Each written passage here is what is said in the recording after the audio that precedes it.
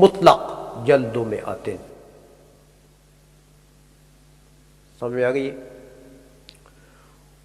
ماہیت جلد مئۃ،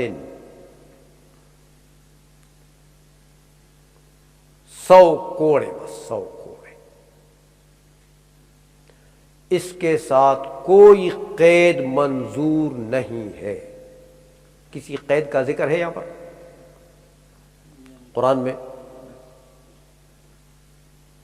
جب کوئی قید نہیں ہے تو یہ مطلق ہے، تو مطلق جو ہے وہ اس کا اطلاق مطلوب شرعی ہوتا ہے،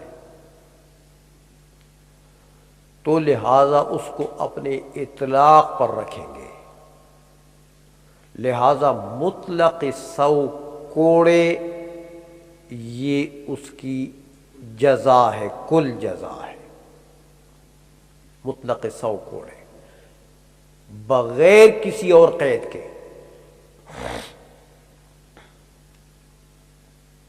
ایک سال کے لیے اس کو جلا وطن کریں یا جلا وطن نہ کریں، 100 کوڑے لگا دیے، قاضی نے اس کو 1 سال کے لیے جلا وطن بھی کر دیا تو تب بھی ٹھیک ہے، 100 کوڑے پائے گئے، نہیں کیا تب بھی 100 کوڑے پائے گئے، یہ آگے اس کی جزیات ہے۔ تو مطلق کی علامت ہی یہی ہے کہ اس کے کسی بھی فرد کے اوپر اتیان ہو جائے، میں نے آپ کو بتایا ہے تو مطلق کے اوپر اتیان ہو جاتا ہے، خصوصیات سے بالکل ہاں۔ جتنی آپ اس کے ساتھ خصوصیات لگائیں گے تو ایک ایک فرد بنے گا، اس کا خصوصیت لگانے سے فرد بنے گا، تو لہذا اس کے جتنے بھی افراد آپ بنائیں گے اس میں سے کسی بھی فرد پر آپ عمل کریں گے تو مطلق پر عمل ہو جائے گا۔ سمجھ میں آ گئی؟ لہذا یہاں تغریب عام ہو تو بھی مطلق پر عمل ہو جائے گا، نہ ہو تو بھی ہو جائے گا۔ آئی سمجھ میں؟ اچھا، تو اب کتاب اللہ نے کیا ثابت کر دیا کہ جلد مئۃ یہ زنا کا حد ہے، فجلدوا کل واحد، یہ زنا کا حد ہے۔ حد کے معنی کیا ہوتے ہیں؟ عقوبت زاجرہ، عقوبت زاجرہ، ایسی عقوبت ہو جو دوسروں کو بھی تنبیہ دے دے کہ بھئی وہ جو بھی یہ کام کرے گا نا اس کا حال یہی ہوگا، ہاں، تو دوسروں کو بھی اس گناہ سے روکنے، اس میں زجر پایا جائے، دوسروں کے لیے بھی۔ سمجھ میں آئیے؟ تو عقوبت زاجرہ ہے یہ، تو شریعت نے، قرآن نے عقوبت زاجرہ کس چیز کو ٹھہرایا؟ فجلدوا مئۃ جلدہ، اس مئۃ جلدتن کو کل عقوبت زاجرہ ٹھہرا دیا قرآن نے۔ آئی سمجھ میں؟ کتاب اللہ نے تو یہ کر دیا۔ اب حدیث شریف میں آتا ہے، دیکھیں آگے حدیث نقل کر رہے ہیں کہ حضور نے فرمایا کہ البکر بالبکر جلد مئۃ و تغریب عام۔ البکر بالبکر یعنی عقوبت زنا البکر بالبکر، عبارت ایسی ہے، عقوبت زنا البکر بالبکر، ہاں، اگر بکر بکر کے ساتھ زنا کرے تو اس کی عقوبت اور زجر کیا چیز ہے؟ عقوبت، ہاں، جلد مئۃ و تغریب عام۔ تو جلد مئۃ کے اوپر تغریب عام کا عطف ٹھہرا دیا، عطف ڈال دیا، تو واو آپ پڑھ چکے ہیں کہ جمع کے لیے آتا ہے، معطوف علیہ اور معطوف دونوں کو جمع کرتے ہیں، حکم ایک لگتا ہے دونوں پر۔ تو جلد مئۃ اور تغریب عام دونوں کو جمع کریں گے تو عقوبت کا حکم لگ جائے گا کہ یہ دونوں چیزیں عقوبت ہیں، یہ دونوں چیزیں۔ اچھا، تو حدیث میں تو یہ آیا کہ وہ جلد مئۃ جس کے ساتھ تغریب عامن بھی ہو، وہ جزا ہے، وہ جزا ہے اور وہ عقوبت ہے اس کے لیے۔ اور قرآن میں کیا آیا کہ نہیں، مطلق جلد مئۃ، تغریب عامن کی کوئی بات نہیں ہے۔ اب آپ بتائیں کہ اگر آپ اس خبر واحد کو لے کر تغریب عام کو بھی اس کے ساتھ لگا دیتے ہیں کہ نہیں بھائی صرف جلد مئۃ جو ہے یہ عقوبت نہیں ہے، یہ اس کے لیے حد نہیں ہے، بلکہ تغریب عام کو لگائیں گے تو دونوں جمع ہوں گے تو جزا بنے گی، دونوں حد بنے گا، تو یہ آپ نے کتاب اللہ کے مطلق کو ختم کر دیا کہ نہیں ختم کر دیا؟ حدیث خبر واحد سے کتاب اللہ کے اطلاق کو رفع کر دیا، تو رفع اطلاق نام ہے کس کا؟ نسخ کا۔ تو خبر واحد سے کتاب اللہ کا نسخ جائز ہے، اس لیے ہم کہتے ہیں کہ جلد مئۃ یہ اس کے لیے مکمل حد ہے۔ مکمل حد کیا چیز ہے؟ تغریب عامن جو ہے یہ اس مطلق کے اندر داخل نہیں ہے، چاہے تغریب عامن ہو تب بھی، تغریب عامن نہ ہو تب بھی، دونوں صورتوں میں اس کی جزیات یہ دو ہیں۔ جلد مئۃ جو ہے یہ حد ہے، تغریب عامن ساتھ ہو یا نہ ہو۔ تو قرآن سے کیا چیز ثابت ہوئی؟ مطلق جلد مئۃ، کہ یہ حد ہے، یہ حد ہے۔ حدیث پر ہم عمل کریں گے لیکن اس طریقے سے کہ قرآن کے اطلاق کو نقصان نہ پہنچے۔ ہم کہتے ہیں یہ تغریب عام جو ہے ایک سال کے لیے جلاوطنی جو ہے یہ حد میں داخل نہیں ہے، حد وہی ہے جو قرآن نے بیان کیا۔ یہ تغریب عام جو ہے یہ قاضی اور مجسٹریٹ کی رائے پر ہے، اس کو سیاست کہتے ہیں۔ ہاں سمجھائیے، اس کو سیاست کہتے ہیں کہ بھائی قاضی اور مجسٹریٹ کی رائے پر ہے، وہ چاہے تو اس کو پتہ لگے کہ یہ تو بڑا خبیث آدمی ہے، یہ ادھر رہے گا تو یہ پھر زنا کرے گا، لہذا اس کو ایک سال کے لیے جلا وطن کر دو، اور وہ چاہے دیکھے کہ بندہ تو اچھا ہے، یہ غلطی اس سے ہو گئی ہے تو چلو اس کی سزا تو جلد مئۃ مل گئی، اس کو پھر انشاءاللہ یہ نہیں کرے گا۔ سمجھ آئیے؟ تو اگر یہ ادھر رہے گی صحیح تو پھر یہ دوبارہ یہ کام نہیں کرے گا تو نہ دے۔ تو تغریب عامن جو حدیث میں آتا ہے اس کو حد کے اندر یا حد کی جز نہیں بنایا جا سکتا، ورنہ یہ زیادتی ہے کتاب اللہ پر۔ البتہ وہ امر سیاسی ہے، امر وہ مجسٹریٹ کی رائے پر وہ مسلم ہے، وہ اس کی مرضی، تغریب عامن لگائے کہ نہ لگائے۔ آئی سمجھ میں؟ تو حدیث جو ہے وہ سیاستاً حکم، جو سیاست پر ڈپینڈ کرتا ہے حکم، وہ بتا رہی ہے۔ تو حدیث میں حکم سیاسی کا بیان ہے، حد کے جز کا بیان نہیں ہے، نہ حد کی جز اس کو بنا سکتے۔ بات سمجھ میں آ گئی کہ نہیں آ گئی؟ اس لیے فرماتے ہیں، دیکھیں ترجمہ کریں، وَكَذَلِكَ قُلْنَا فِي قَوْلِهِ تَعَالَى، اسی طرح ہم نے اللہ تبارک و تعالیٰ کے اس قول کے متعلق کہا کہ الزانیۃ والزانی فاجلدوا كُلَّ وَاحِدٍ مِّنْهُمَا مِائَةَ جَلْدَةٍ، کیا کہا ہم نے کہ ان الکتاب جعل جلد المئۃ حدا للزنا، کہ کتاب اللہ نے جلد المئۃ کو حد زنا کے لیے بنا دیا ہے۔ فلا یزاد علیہ التغریب حدا، لہذا تغریب کو حد بنا کر اس کے اوپر زیادہ نہیں کیا جائے گا، حد کے میں داخل کر کے۔ لقولہ علیہ السلام، اس حدیث کی وجہ سے کہ حضور نے یہ فرمایا کہ البکر بالبکر جلد مئتن و تغریب عام، بل یعمل بالخبر علی وجہ، بلکہ خبر حدیث کے اوپر عمل اس طریقے سے کیا جائے گا کہ لا یتغیر بھی حکم الکتاب، کہ کتاب اللہ کے حکم میں تغیر نہ آئے، فیکون الجلد حدا شرعیا بحکم الکتاب، تو لہذا جلد کیا بنا؟ حد شرعی بنا کتاب اللہ کے حکم سے، والتغریب مشروعا سیاستا بحکم الخبر، اور تغریب جائز ہے، مشروع ہے، لیکن کیسے مشروع ہے؟ سیاستاً، سمجھ آئی؟ بحکم الخبر، حدیث کے حکم سے۔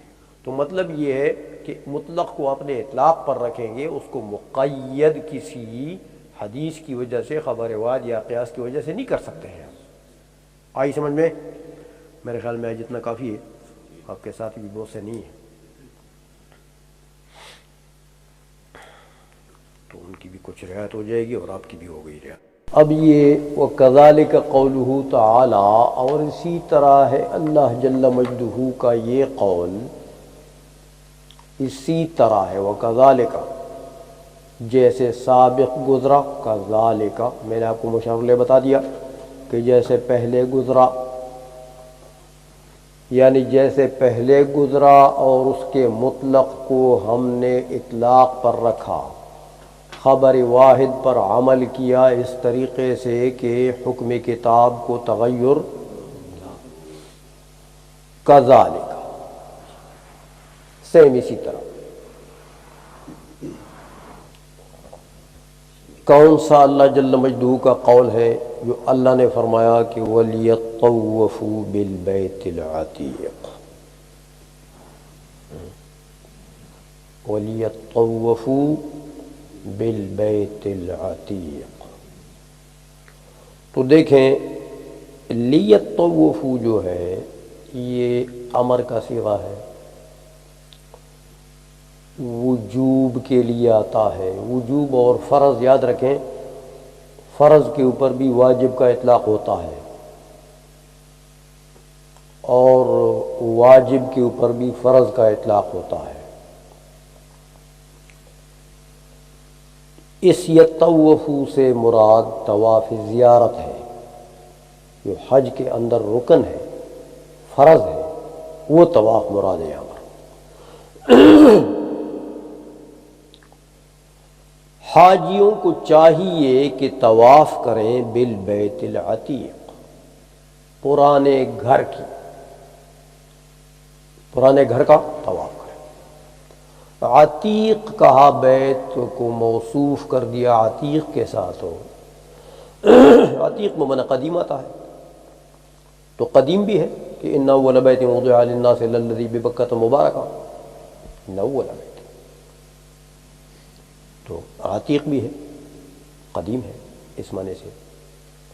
اور عتیق بمعنی آزاد بھی آتا ہے، معتوق، کتاب العتاق جو فقہ میں آتا ہے، غلاموں کو آزاد کرنا، لونڈیوں کو آزاد کرنا، تو عتیق بمعنی معتوق ہے، یہاں پر فاعل بمعنی مفعول ہے، آزاد کیا ہوا۔ اللہ تبارک و تعالیٰ نے اس اپنے گھر کو جبابرہ کے تسلط سے آزاد کیا ہوا ہے، کوئی جابر بھی اس کے اوپر تسلط، ہاں، چنانچہ ابرہہ نے چاہا تو کیا کر دیا اللہ نے اس کا،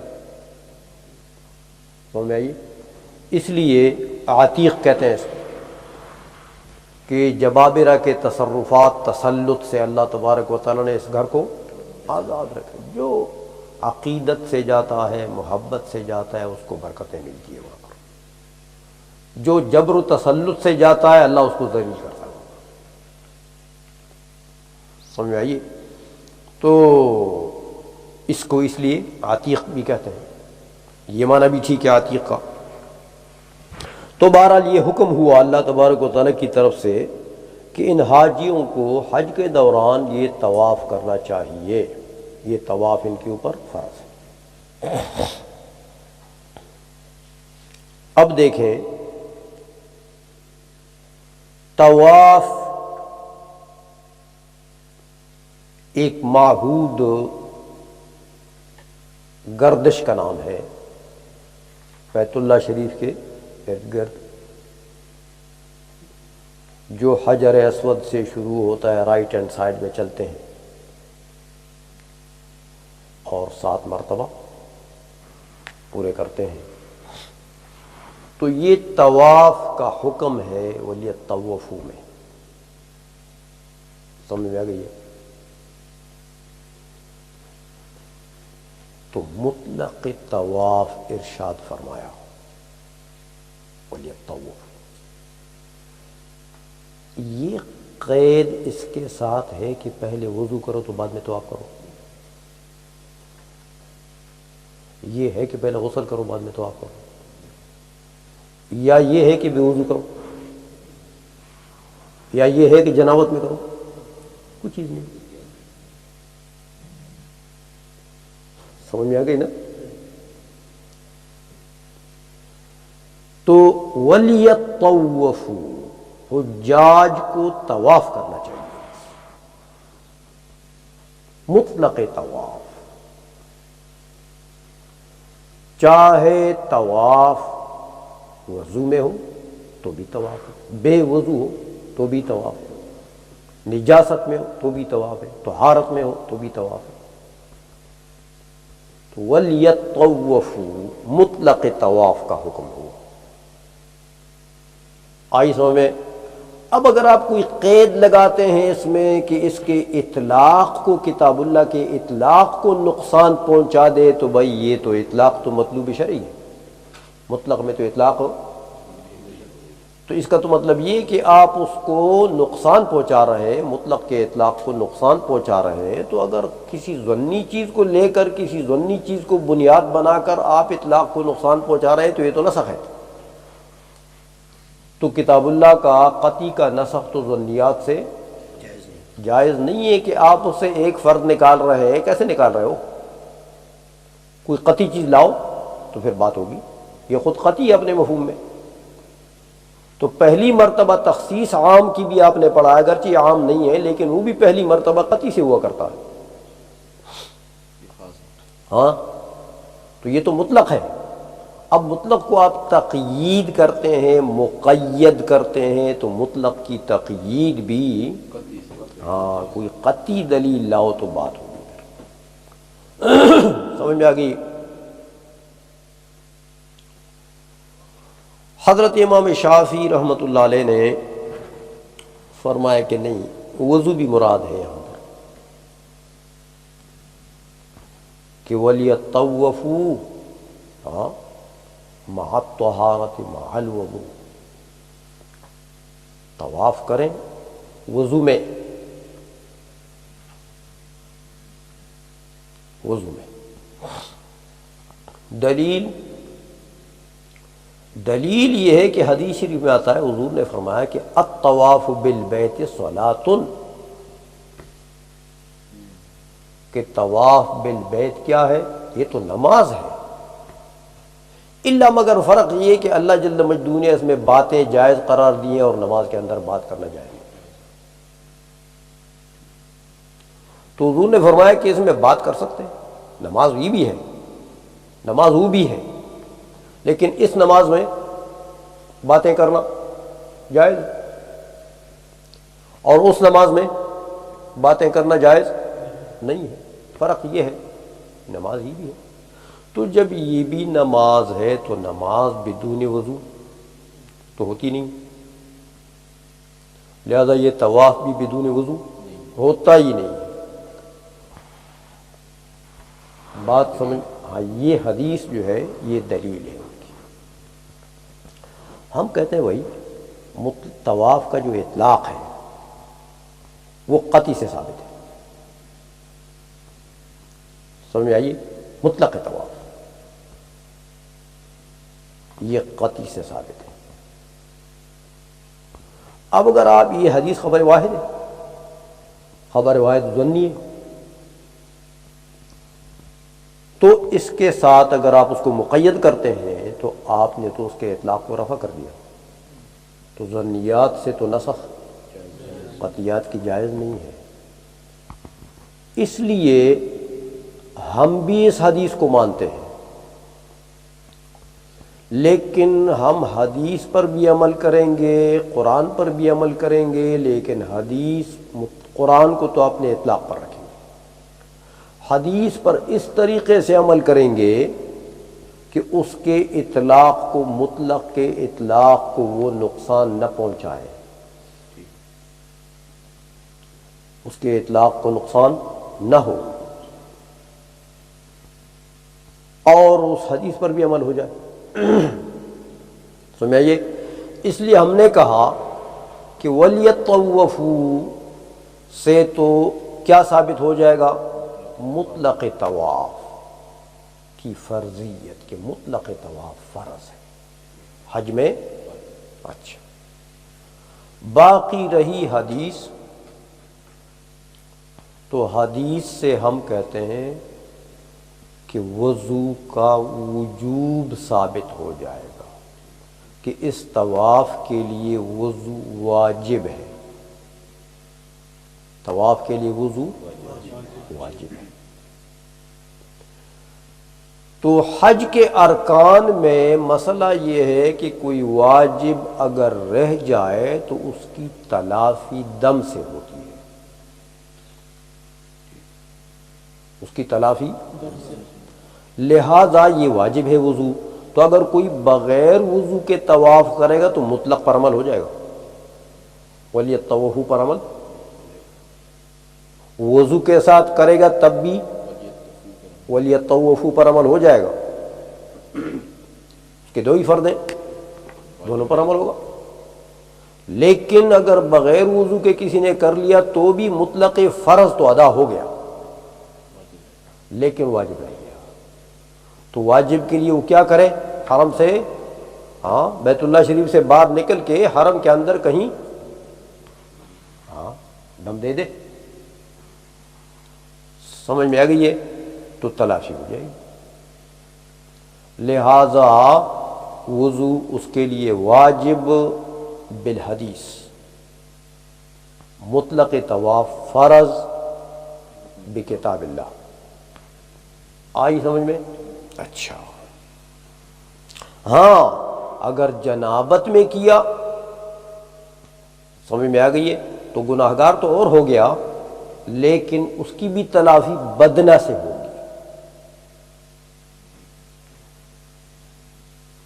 سمجھ آئیے؟ وہ صرف شات وغیرہ سے، بکری بکرے سے کام نہیں بنے گا، بدنہ دینا پڑے گا، سمجھ میں آ گئی ہے؟ تو بہرحال مطلق طواف جو ہے وہ کتاب اللہ سے ثابت، اور باقی جو آپ قید لگاتے ہیں ہم اس حدیث پر ہم بھی عمل کرتے ہیں، لیکن اس طریقے سے۔ سمجھ میں آ گئی بات کہ نہیں آئی؟ ترجمہ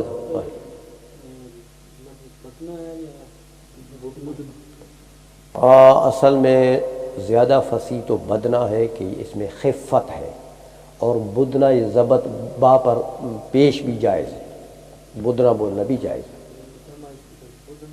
بدن، ہمارے وقت میں زیادہ بدنا ہی بولا کرتے ہیں، بس جائز تو ہے وہ بھی، کوئی ناروا تو نہیں۔ سمجھ میں آ گئی ہے؟ تو ترجمہ کریں۔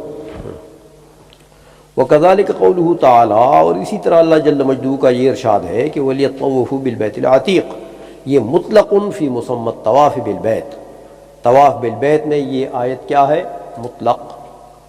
فَلَا يُزَادُ عَلَيْهِ شَرْطُ الْوُضُوءِ بِالْخَبَرِ، لہذا اس کے اوپر نہیں زیادہ کر دیا جائے گا وضو کی شرط حدیث کے بسبب، بل يعمل به، بلکہ حدیث پر عمل کیا جائے گا علی وجہ لا يتغیر به حکم الکتاب، ایسے طریقے سے جس سے حکم کتاب میں تغیر نہ آئے، بأن یکون مطلق الطواف فرض، اس طریقے سے کہ مطلق طواف فرض ہو جائے گا بحکم الکتاب، اور والوضوء واجبا، وضو واجب ہو جائے گا بحکم الخبر، تو جب یہ واجب ہو گیا تو فیجبر النقصان اللازم بترک الوضوء